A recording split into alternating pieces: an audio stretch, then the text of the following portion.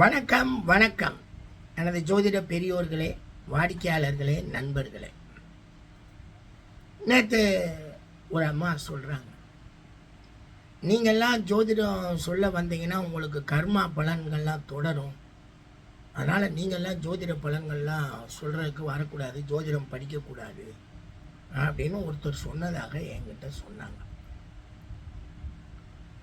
நான் உண்மையிலே ஆச்சரியப்பட்டேன். ஏன்னா 1993-94 இருந்து இந்த ஜோதிட பட்டங்கள் வாங்கிட்டு இருக்குங்க. பட்டங்கள் எல்லாமே கொடுத்துக்கிட்டு இருக்கோம். அதே நேற்று வரைக்கும் நடந்துக்கிட்டு இருக்கு. இன்னைக்கு நடக்கும், நாளைக்கு நடக்க போகுது.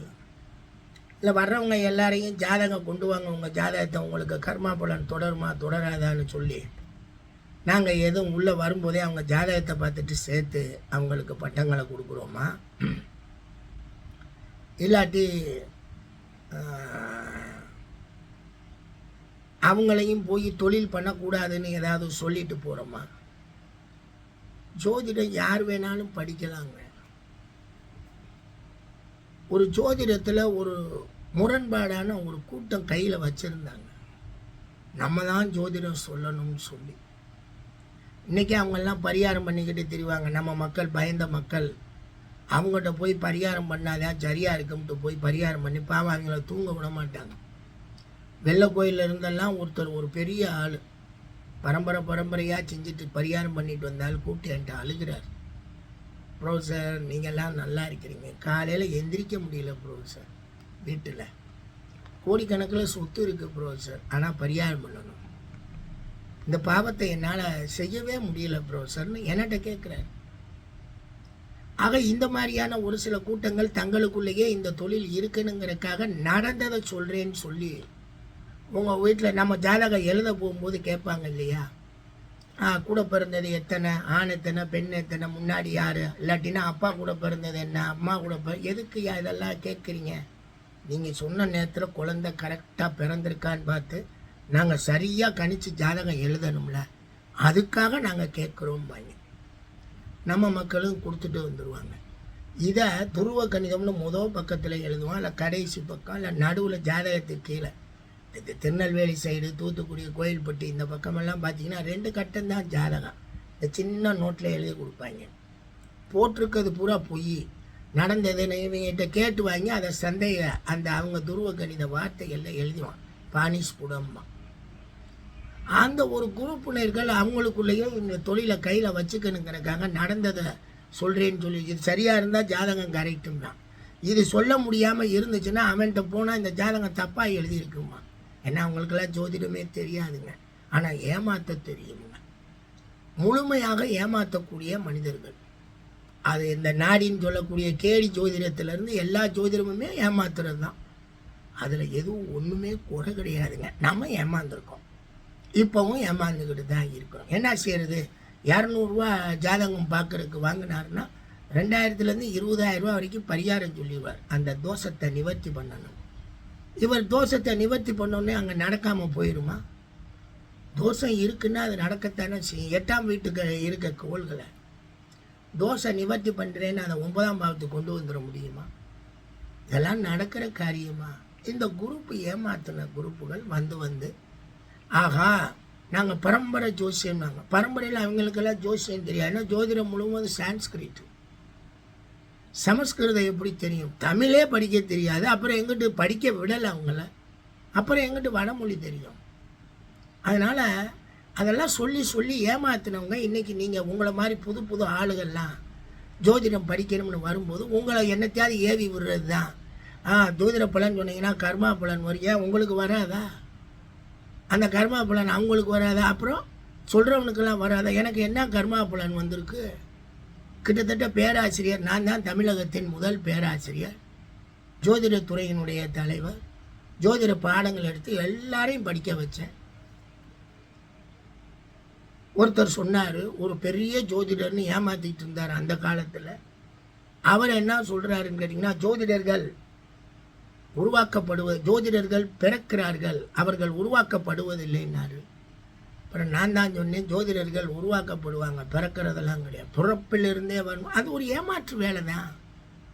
நாங்கள் ஏன்னா உலகத்தில் எல்லாத்துக்கும் கல்விச்சாலை வந்தாச்சு, எல்லா செயல்பாடுகளுக்கும் பட்டப்படிப்புகள் இருக்குது. ஜோதிடத்துக்கு எந்த படிப்பும் இல்லையே. நான் தானே பட்ட கல்வியவே துறக்கிறேன் 2002.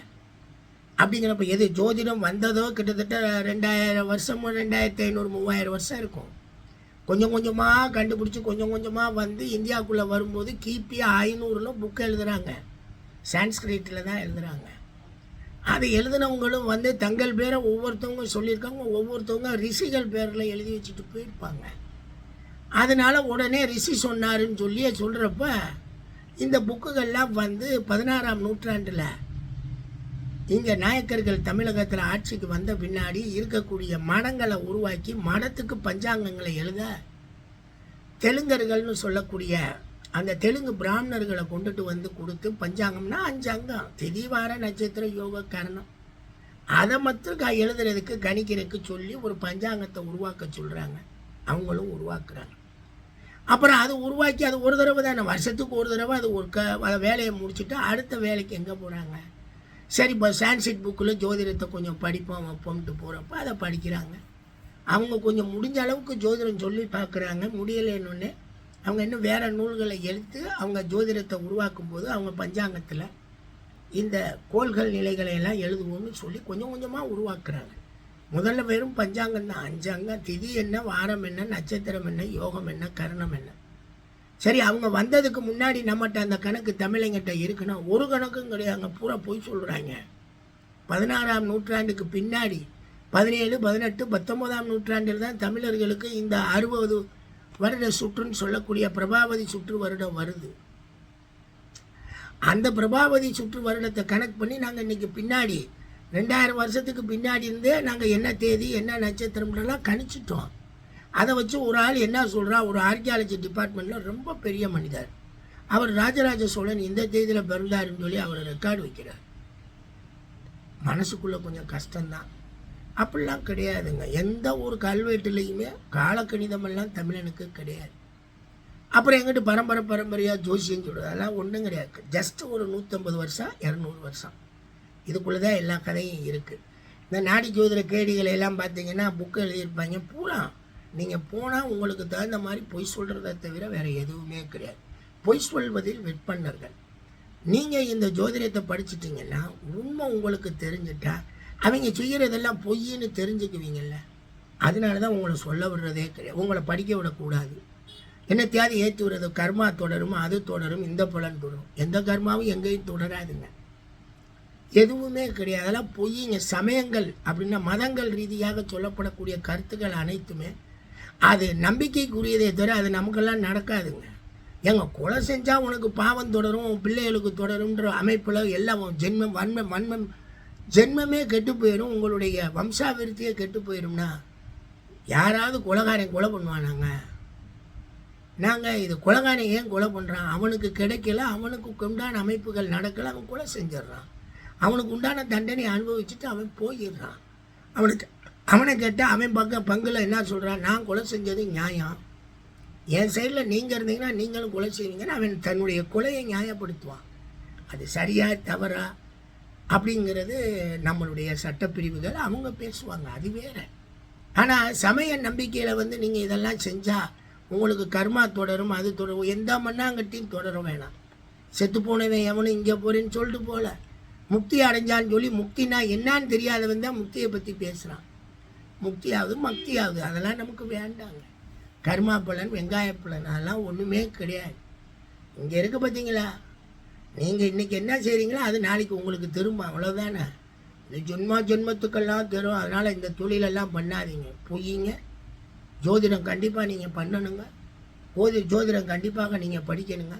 ஜோதிட பலனுக்கு காசு வாங்கணுங்க.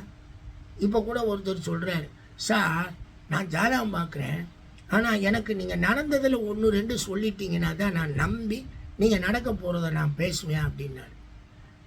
அந்த ஆளுக்கு முதல்ல ஜோதிடத்து மேலே நம்பிக்கை இல்லை, சொன்ன காசுன்னு தர முடியலை, பாவம், வருத்தமாக இருக்குது.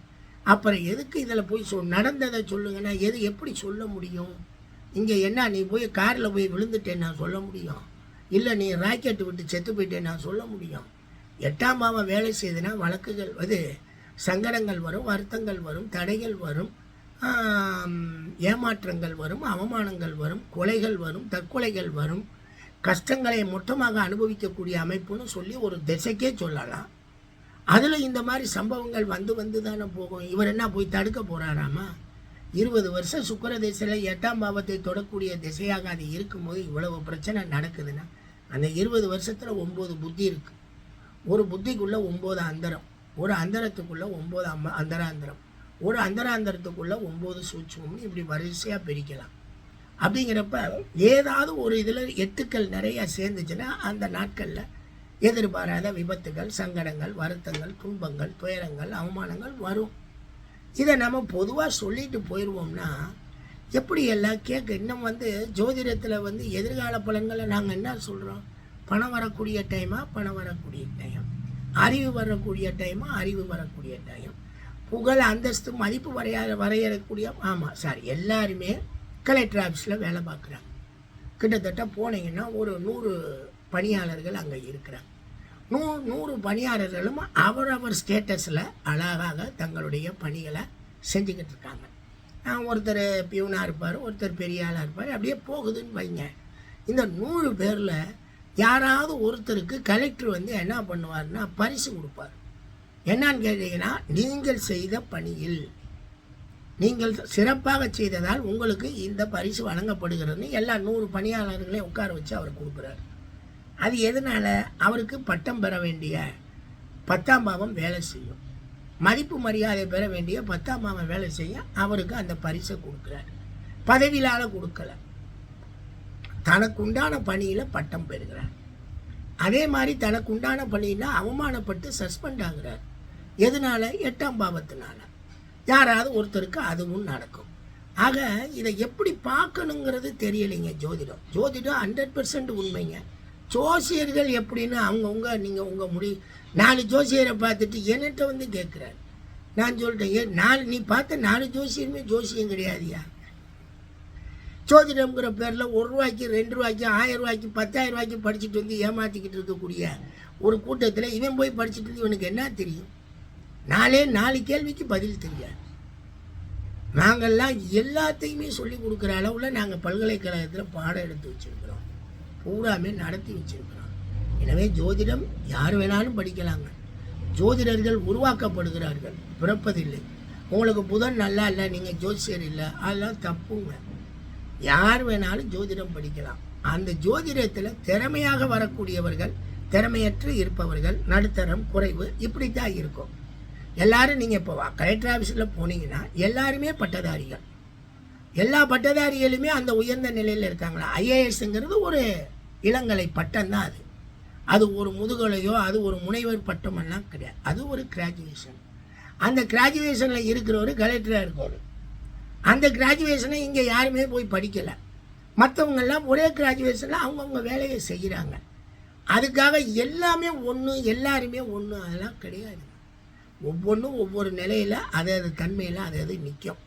அதனால் நீங்கள் படித்தீங்கன்னா உங்களுக்கு புதன் எப்படி இருக்கார், உங்கள் லக்னாதிபதி எப்படி இருக்கார், உங்கள் திசாநாதர்கள் எப்படி இருக்காங்க, அதன் அடிப்படையில் நீங்கள் ஜோதிட பலன்களை சொல்லிக்கிட்டு இருப்பீங்க. உங்கள்கிட்டயே மக்கள் வருவாங்க. என்ன செஞ்சாலுங்க இந்த ஏமாற்றிட்டு சம்பாதிக்கிற கூட்டம்னு ஒரு ஜோதிடத்தில் இருக்கும். அவங்க தான் அதிகமாக இருக்காங்க.